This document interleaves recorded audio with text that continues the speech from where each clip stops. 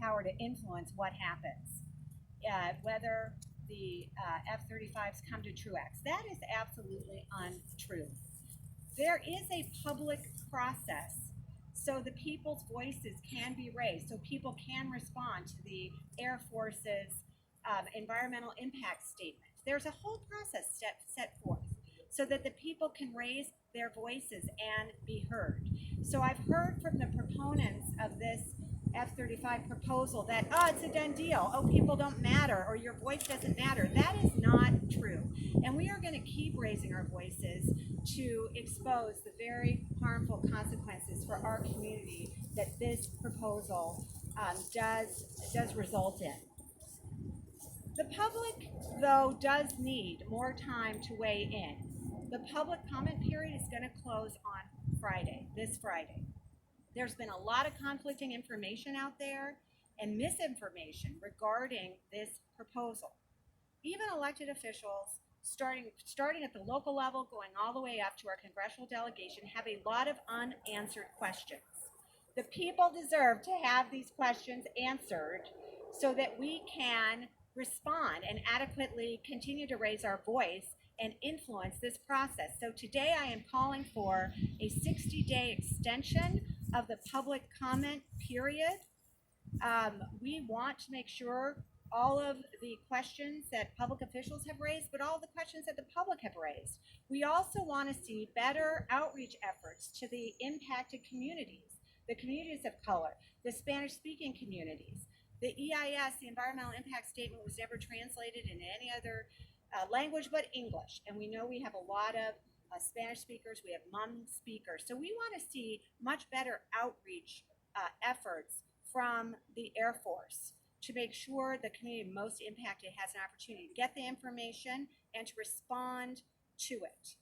I also want to call today for a revised environmental impact statement. There are key pieces of information missing from the statement.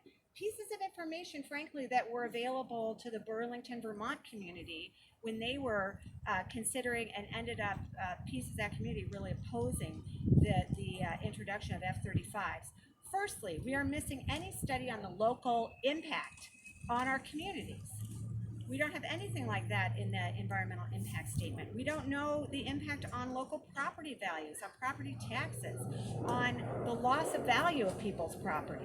That's not anywhere in the environmental impact statement. Further, we don't have, and this is so key, we don't even know the peak decibel levels of these jets when they take off and land. Nowhere is that in this environmental impact statement. We deserve, our community needs to know that information. That has been included in other environmental impact statements. For some reason, it's not in ours.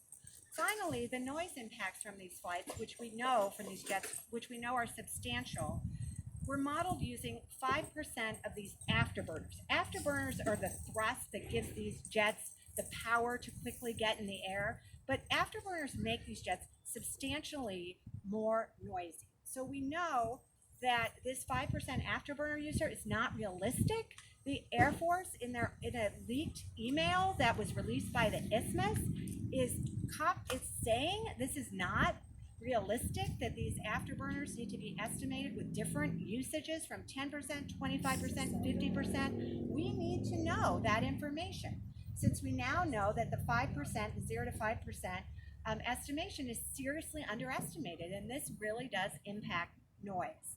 So we are calling for a revised environmental impact statement that contains that information. We deserve as a community to know that information before these jets are introduced into our neighborhoods, into our north side, east side communities. These are vibrant communities. We are proud of our communities.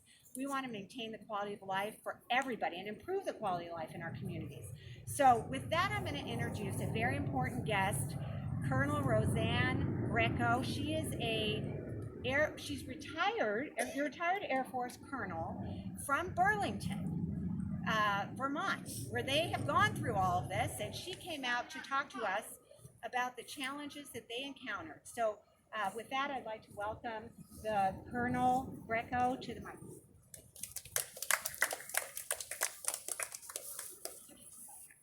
Okay, can you hear me? I was introduced, so you know who I am. So I live in South Burlington, Vermont. I retired there after serving 30 years on active duty in the United States Air Force. I was elected to the South Burlington City Council, and then I became the chair of the South Burlington City Council at the very time that our environmental impact statement (EIS) came to the public. I listened to my constituents at the time who were scared and opposed to it, and I represented them while I was a city councilor, and then I continued to speak out afterwards because of the facts that I learned by reading the EIS. But today I want to tell you that since I have arrived here, I've learned that the people of Madison, Wisconsin are being told some of the very same lies that the people of Burlington, Vermont were told. And I am actually using the word lie now.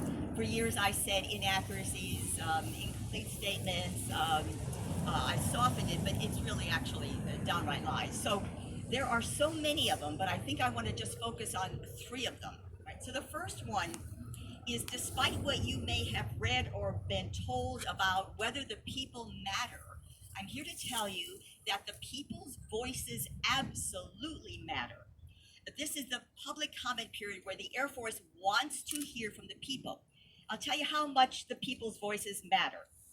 In South Burlington, Vermont, where the Air Force was proposing to base 18 F-35s, the public opposition caused the Air Force to rethink that. And behind the scenes, and we have the documentation to prove it because we sued the Air Force and we got all of their records, but we read how the people's voices made their decision, made the decision to select Burlington change. They actually wrote a decision to select another Guard base, that's McIntyre in South Carolina. Had it not been for the fact that our senior Senator Patrick Leahy pressured the Air Force to select Burlington, those planes would now be arriving in South Carolina. We have all of that information in court documents. But let me tell you, it's not just us. So we did some research and we found 5 other places in the United States where the people caused the military, in some cases the Air Force, some cases with the F-35, in some cases the Navy with their Growler, to cancel basing plans, change basing plans, relocate the aircraft to other areas. It happened in Alaska, it happened in North Carolina, it happened in Virginia, it happened in Florida, and there's another place I forget. But there are numerous places where the voices of the people caused the military to change their basing plan. The second key thing I want to tell you is about the myth of mitigation, the myth of noise mitigation. The Air Force said in the documents that were revealed to us, as well as in our EIS, as well as officials from the Federal Aviation Administration, that you cannot mitigate the noise of the F-35. You can try to soundproof your homes. That only works, however, if you never open a window, open a door, or go outside. So you can never mitigate the outside noise of the F-35. But soundproofing is a way if you want to remain in your homes. Let me tell you the details of soundproofing in the Burlington, Vermont area. So if you want to get federal dollars to get your home soundproof, first you have to be in the 65 decibel DNL. That's the average noise level. 65 is not the decibel you hear, that's the average decibel level. You have to be in that zone. Secondly, you have to apply for federal money. Then you have to be approved. That is not a given. If you get the money, there is a 10% match that the cities have to absorb. In our case, it's millions of dollars.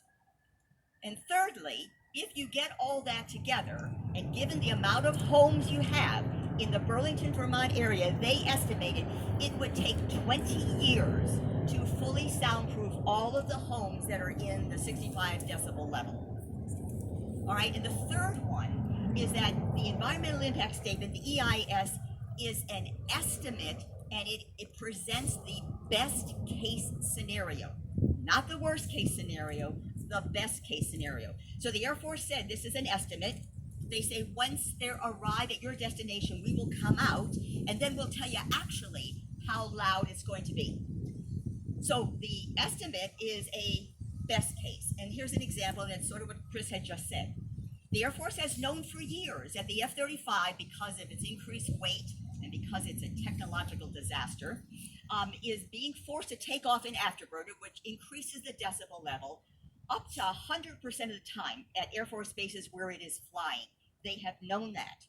Yet in our EIS and in your EIS, they're telling you it will only take off 5% of the time in afterburner. They know right now that is a flaw, so much so that they have canceled future EISs to model the impact on the ground of what the noise would be if it takes off 10% of the time, 25% of the time, 50% of the time, and more.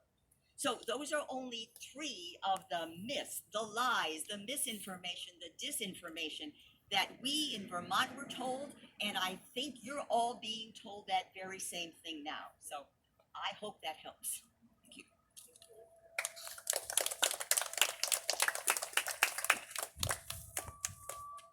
Good afternoon, everybody. I don't know if this is loud enough because I could barely hear you guys. Can you hear me? You guys are pretty quiet. I am Brandy Grayson, founder and CEO of Urban Triage, an organization founded and grounded for the people, by the people. Our mission is to educate, inspire, and take action. I am also a member of the Northside community. I reside in affordable housing, less than a mile away from the military base. And as you guys can see, the military base in this particular community, Madison community, is surrounded by people who look like me. And in this community, the conversation is very limited because there's not a lot of people around here at this moment that looks like me. And I did have a moment to chat with Zach Brandon, the president of the Chamber of Commerce, regarding their support of the F-35s. And he took a strong stance and said that they did all they needed to do to be transparent as it relates to sharing information. And I would just like to challenge that because I had no idea that this was happening in the community, in my community where I live less than a mile away from the military base. I am a resident, an activist, and an organizer. I also suffer from respiratory issues.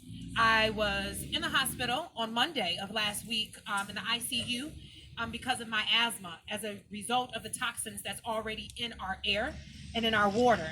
I have a hard time during the peak week in September, like a lot of folks with respiratory issues. I also am a treatment level foster mother, which means I take care of children with autism, Asperger's, PTSD, and other emotional and behavior stuff and triggers. So we already have a hard time with the F-16s in our community with the loud noise. They have a lot of my children have auditory sensory things that happens for them. So it's already very difficult for us.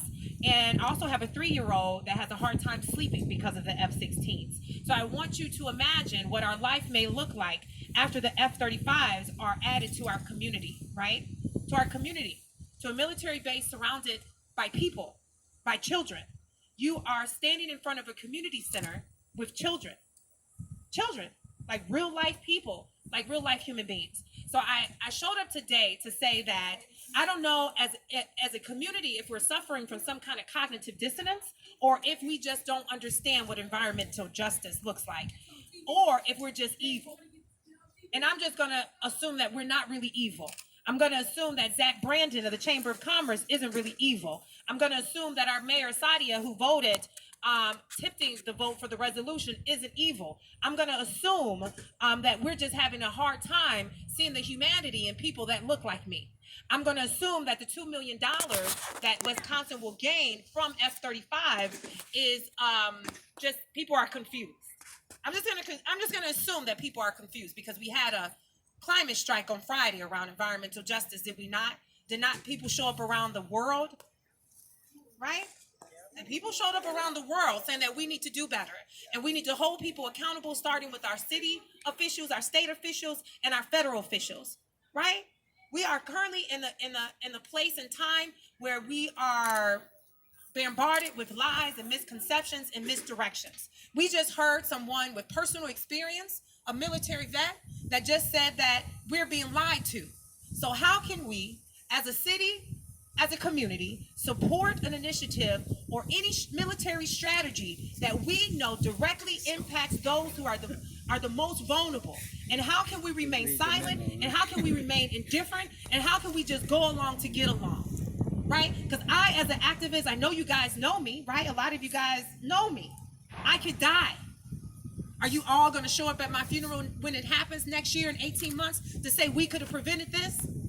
Are you going to show up at my funeral and say she was a good person? She always showed up for the people, by the people, but it's too late because now we're burying her because she died of respiratory issues because of the air pollutants?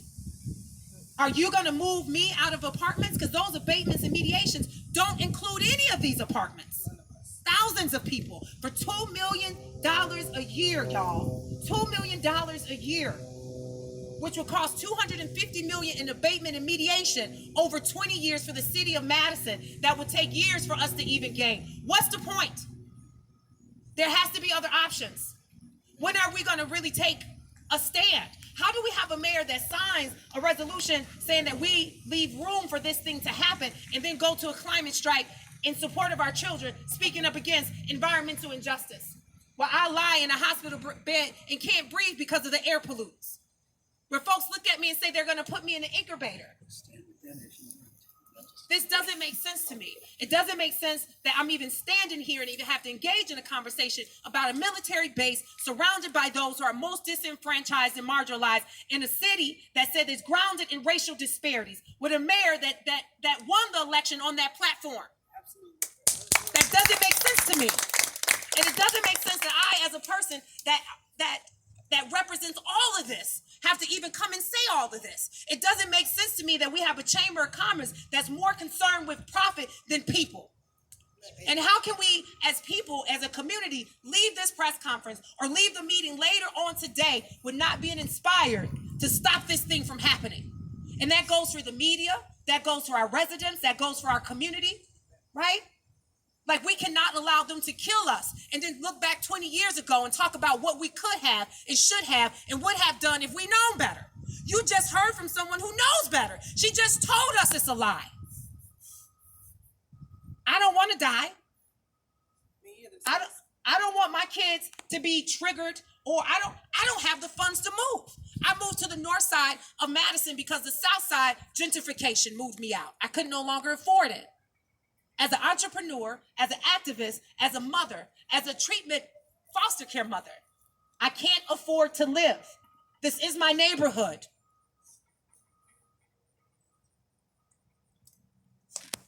This is my neighborhood. So I'm going to ask that we take action, that we educate ourselves, and that we demand better for our aldermen, and that we demand better for our leaders, and specifically our Black leaders who are quiet, our NAACP. Right? We're going to demand that people who get all these grants and money and funding for health equalities, racial disparities, and health inequalities do something, because people are too quiet. They're too quiet. And that's the problem. We move in silence, and then 20 years later, we're wondering how this thing came about. How do we allow these things to transform? How did these disabilities occur? Why are people walking around with all these carcinogens and stuff in our water? Right? How can we fight and show up as a nation for climate strike and then agree to have air pollutants in our air and act like the shit don't travel? When are we going to be mad enough, y'all? So I'm sorry I'm going off, but this is very personal for me because I could literally die.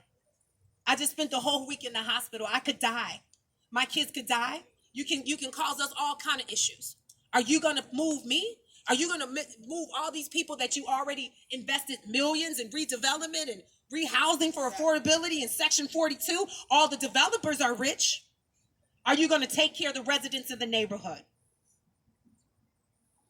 I say no to F-35. And I pray to God that our city, our Chamber of Commerce, all our leaders, all our people that have these missions around health inequalities and health disparities and racial disparities show up and stop being silent. Y'all tried to move this real quickly, and we almost missed the boat. But we getting on the boat, and we ain't gonna be silent. And I'm gonna ask that everybody take action, including the media. I'm gonna ask that you get it right and that you don't misrepresent what I'm saying, and that you think about this as if your child lived right here in Truax. as if your child goes to this community center every freaking day. Sorry, I'm working on my profanity. All power to the people.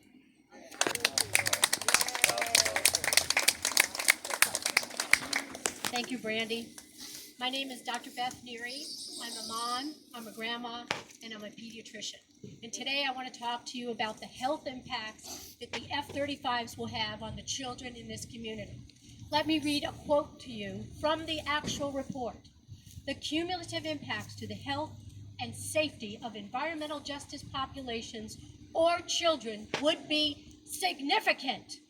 However, I will tell you the report does not adequately measure the impact of noise or acknowledge the health effects of excessive noise, especially for children and infants. And let me talk to you about that.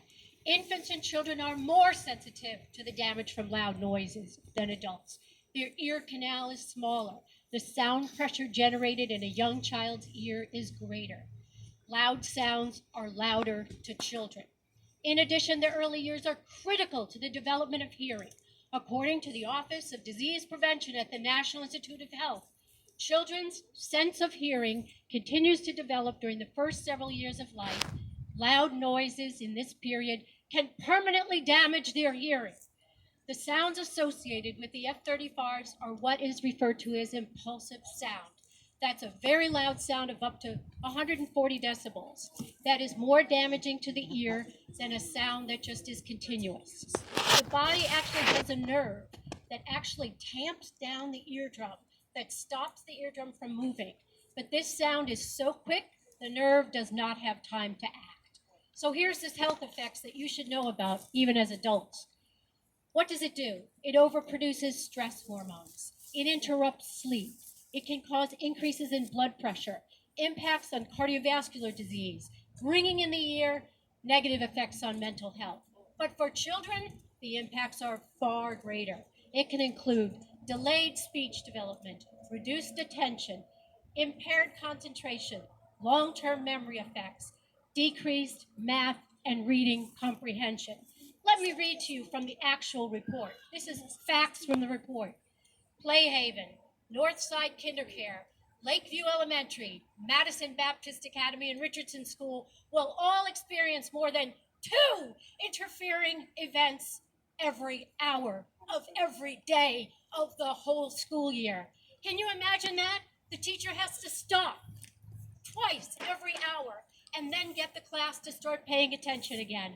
What's the impact on their learning? I can tell you, the Richardson School is the most adversely affected school. Do you know that that's a school, a therapeutic day school for children with developmental and neurologic disabilities, behavioral and emotional issues? These are the children most affected by loud sounds. Do we have a heart in this city? Right. The causation of speech interference, again, this is a quote from their study, interferes with increased noise levels may hinder the ability of students to learn, which would constitute an adverse impact, especially low-income and minority children. That is not strong enough a word. The research evidence is strong. According to the WHO, over 20 studies have confirmed that noise does adversely affect academic performance, and these impacts have lifelong effects. One more comment. In the report, they actually underestimate the impact of interrupted sleep. There's a chart in there, table W13 1-15, and it assesses the probability of awakening. But guess what? It only assesses it from 10 p.m. to 7 a.m. It doesn't account for children taking naps. It doesn't account for shift workers who sleep during the day, including our police and first responders. Finally, based on the negative impact the F-35s will have on our community with regard to environmental, educational, and social justice for low-income communities and children, we request the Air Force to place these jets in another location besides Madison. This is not anti-military. It is pro-environmental justice, pro-health, and pro-children. Amen. All right, girl. All right. That's all I need to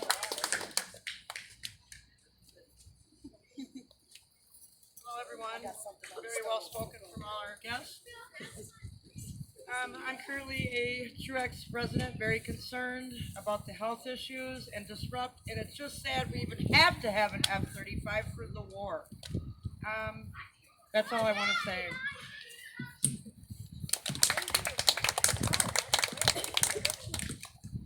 My name is Lydia Hester, and I'm a senior at Madison East High School. If you look at the statistics, Madison East High School has the highest percentage of minority and low-income students, and it's this. So why is this the school that it's affecting? I don't think many people have to think too long to figure out why is this the school that's being affected.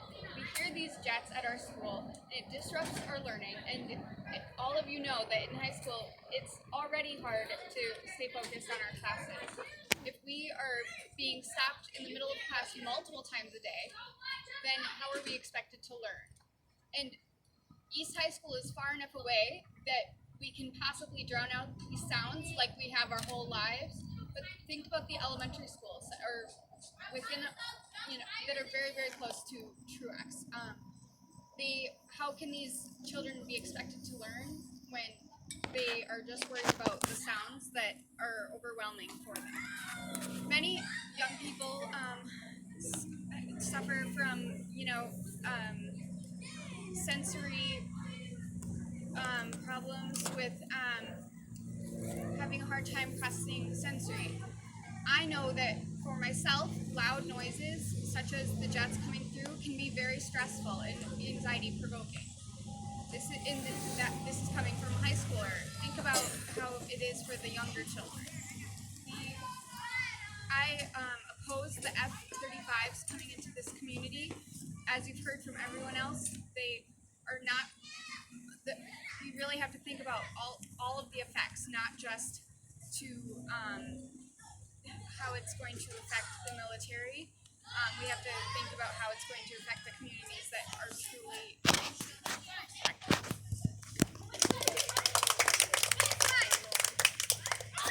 Hello, my name is Kimberly Wright, and I'm the Executive Director of Midwest Environmental Advocates. We're the only public interest environmental law center in Wisconsin that provides direct services to citizens. And I'm here because we've received a number of calls from people who are very concerned, and I'm concerned. The heart of our mission is really to protect public rights. With two lawyers in our office looking at the EIS and trying to figure out the ins and outs and the inaccuracies, I just don't know how citizens here have a chance for any kind of meaningful participation. The report itself is flawed. We need a revised EIS. We need a longer public comment period. And it's just unthinkable for me that the kinds of effects you've heard about would happen without meaningful participation or even knowledge by the people most impacted. And as someone else said, I think Madison is better than that.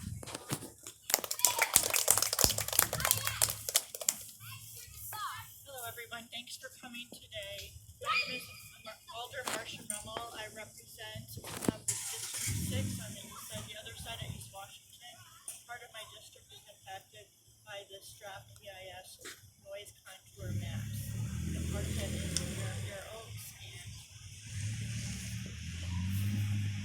Fair Oaks. It includes Worthington Park and Webb Refugee Public Housing. So I was one of the original sponsors of the first of the what we call the substitute resolution that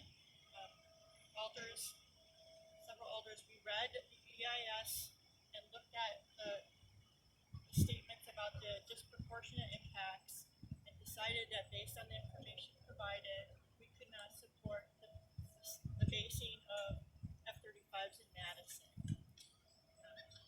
We drafted the resolution trying to include a lot of the facts from the EIS because they make the case why this is not the right location and that's the urban area. And then we, as you know, if you followed the council meeting, it got amended, but I think we were able to make it as strong as it could be. So I am proud that the council agreed with us, the original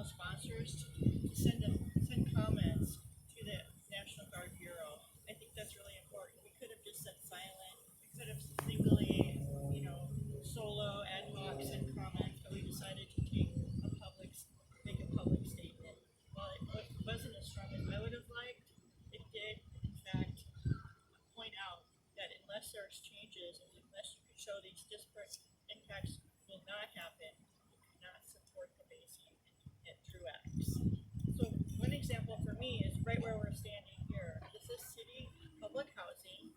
It is outside the 65 decibel contour map and would not be eligible for any remediation at all. I mean, they've been improved buildings, so there's arguably better sound than they were from their original condition, but they're not eligible. Neither is the public housing in Webb Ruffey because it's outside the 65 decibel range. Now, I have learned that once, if this were approved and it goes forward and the airport applies to the FAA for sound mitigation, they would do a new noise study. And it's possible that these areas that were excluded in the draft EIS maps could be included, but we don't really know that until it's done. And if it's done, if it's approved, we have to go through several years of each noise disturbance when we have both the F-16s and the F-35s both taking off and landing, as estimated to be 7,000 plus a year flights, and way more, almost double more than what we have now. So we have to go through a really intense period before it flattens out, and then maybe we'll know what the real noise is like for the area extended. That just seems to me just untenable. I cannot. I told my fellow alders that when we start getting those emails from all the people hearing those incredibly louder noises, I will be sure to share them with them and the mayor, because you know what? That's what I will deal with. That's what the alder of this district will deal with, and all the nearby alders, because we're the ones that hear the complaints about sound.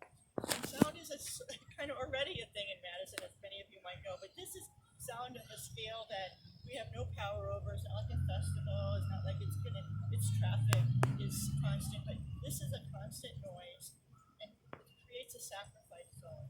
And that's what I think we just can't accept. I don't accept that. We're going to sacrifice the north and east sides of Madison for this military improvement of flights. And you know, and the more I learn about the F-35s, I mean, every day I'm learning that, you know, I was pretty clear. I heard from my people, like, what is it going to be? Are there going to be nukes on these planes? And the local 115 command staff said, no, there won't be weapons, which reassured me somewhat. But then I learned, well, no, there won't be, because these are the Block 3 planes. They're not capable of handling the armament, but eventually they plan to evolve to the Block 4 planes, which will be able to have nuclear weapons. So whether or not Madison actually ever has nuclear weapons, we don't know at this point if they would tell us. But even if they told us and we went through a process and said we would or wouldn't, we become a target in ways that we are not now, because it's the delivery vehicle that is the target, not so much the nuclear weapon itself, which could be, I don't know where, I'm not an expert on where they store things, but they would store the planes here, and if they're capable of carrying nukes, they would become a target. So that is another thing that we didn't really hear about. So while I agree there's a lot of information we don't have enough, it's enough to ask for an extension like Representative Taylor has. We should ask for, have 60 more days to get more information. But honestly, based on the information we have now, I know enough. I don't think we want these. I think the disproportionate impacts are real, and whether or not the line is here or the line is here, it's still going to be really difficult to live through. And you've already heard just the daily commercial jets. Those are not even really similar to the noise that with the existing F-16s. So when the F-35s come, if they have afterburners, as the Lieutenant Colonel mentioned, they will be louder. And we don't know that they won't have afterburners, because it seems like that is what the evidence shows in the existing flights. So again, I want to thank you all for coming. I want to thank you for showing up and maybe asking us some questions. And I do want to bring it to Colonel, we don't have her with us. Yeah, can I ask you a Much question? longer. So you're asking for the 60-day extension? Right. Who did you officially contact them? We are it's the Air Force. You contacted And that's the the Air other Force? thing, is we keep talking about the Air National Guard. They're not the decision makers numbers here, they're not the ones responsible. It's really the Air Force that did this report. So we are sending almost simultaneously with this press conference a letter saying, I'm opposed to this now. What I want is the community impacted who has not really had the outreach needed to have a chance, an additional chance. Because this week, this is all we got for our public comments. It's done, they tell us on Friday. So that's the first thing that I want. But the second thing is, why didn't this environmental impact statement include the things that the Burlington, Vermont statement included? The afterburner usage obviously was wrong in here. It needs to be recalculated. We need to know the local economic impact. And we didn't even have the decibel level at takeoff and landing. So just really basic things that are not in this report.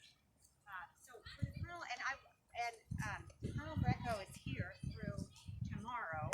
So she is such an expert. Their community went through this, literally went through what we're going through, and she is here to give testimony that it was a really, really flawed process where they were lied to and they weren't given the right information. So at least our people here in Madison should have a shot getting these key pieces of information that they need. But I'm opposed to this. I mean, I do not, I think this report does say no. When I see disparate impacts on kids, I mean, these schools aren't going to be eligible for mitigation. Let's be real clear, there's about 10 public schools around the airport. Hawthorne Elementary falls just outside the ring, the zone of fire, so to speak. And they don't have air conditioning. And they're not eligible for federal mitigation funds, according to these names. What are those children going to do? They're high ESL learners. They're high students of color. They're from a high number of households that have economic disadvantages. What are those kids going to do? Who's going to pay for it? And you can maybe talk about your elementary school. Can you talk about your experience actually with the Air Force? I'm a little curious, a little bit more on your background. Okay, so I served 30 years on active duty. I was an intelligence officer. I specialized in nuclear weapons and strategic arms control. I was on the START delegation, so I know a lot about nuclear weapons.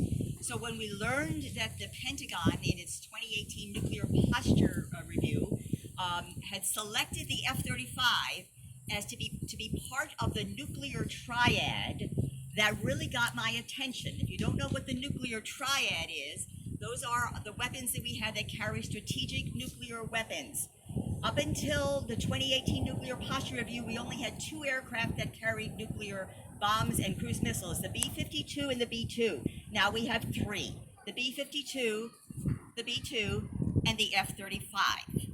All F-35s, the Air Force has stated, will be given the capability to carry nuclear weapons. They are designing a nuclear bomb right now called the B-61-12 only for the F-35. It will carry 2 of them. They're doing integration testing right now to check vibration levels and whether they can release the bomb.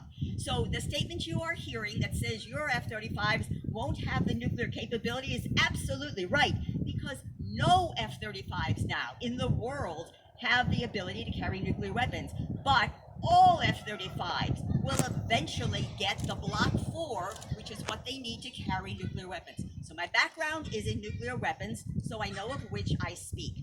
Let me tell you a little bit about the schools here, because we're living through this now in the Burlington, Vermont area. We have an elementary school that is less than a quarter of a mile from the runway, so it's in the 70 DNL, day-night level average. That's not what I hear. Remember, they're going to hear like 118 or more. That's what the kids are actually going to hear. So there is no money to do anything to that school. The Air Force made it very clear. We asked them, will you help us after you destroy our neighborhood to do something for us? You know what the answer is? No. Our job is just to tell you what to expect, and it's up to your local officials to decide whether that's okay with you, and it's up to them to apply if they want for federal dollars to do soundproofing if they want. Like I said, if we get that in Burlington, it'll be 20 years before all the houses are soundproofed.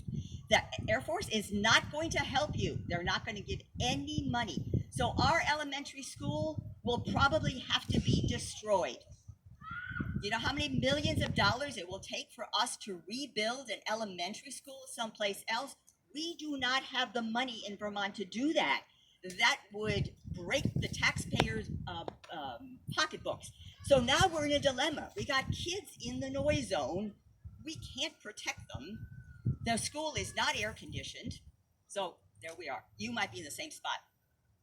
So you've expressed a lot of your distrust with the military, particularly the Air Force, in which you worked with for so long.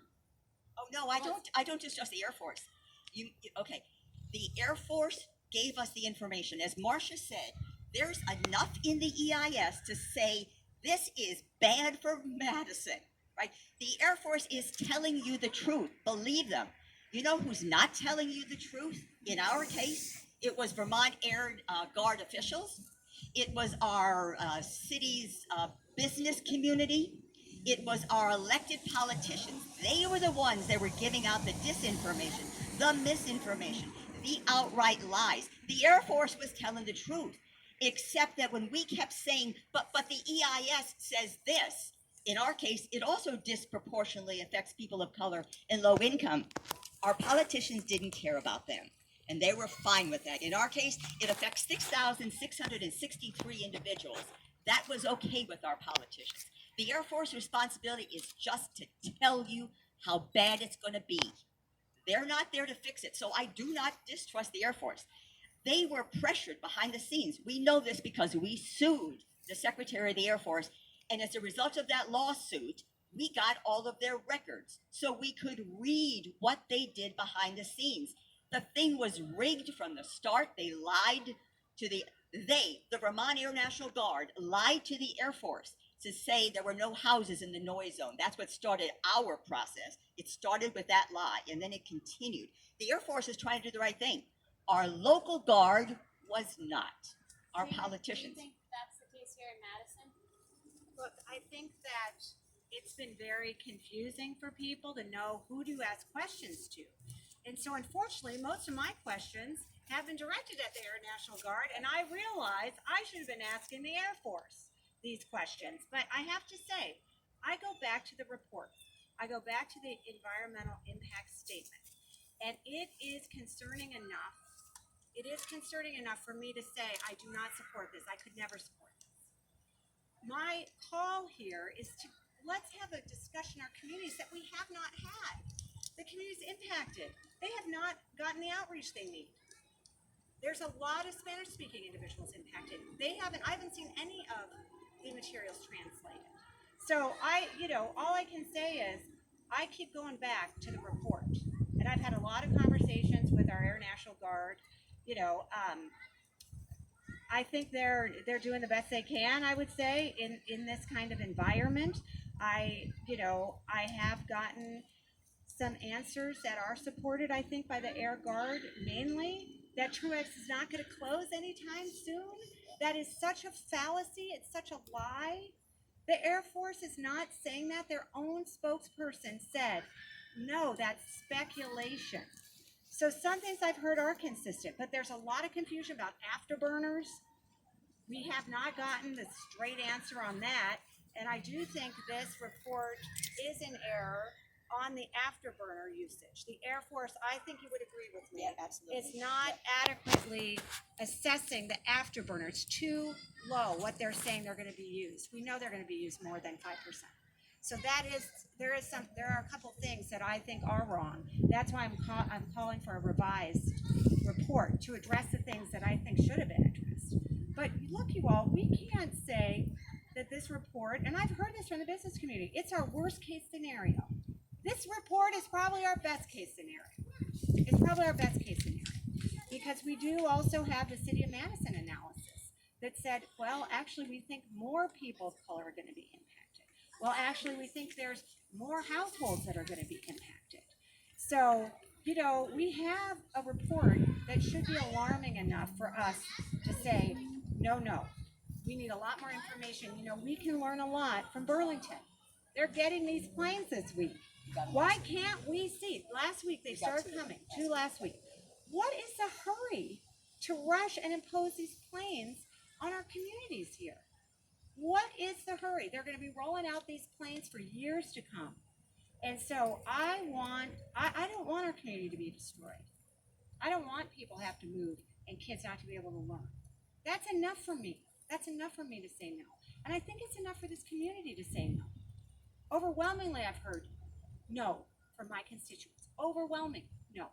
The people who want it seem to be the most powerful interests, the corporate business interests in this community that are pushing this through to the great detriment of our people. And we should say no to that.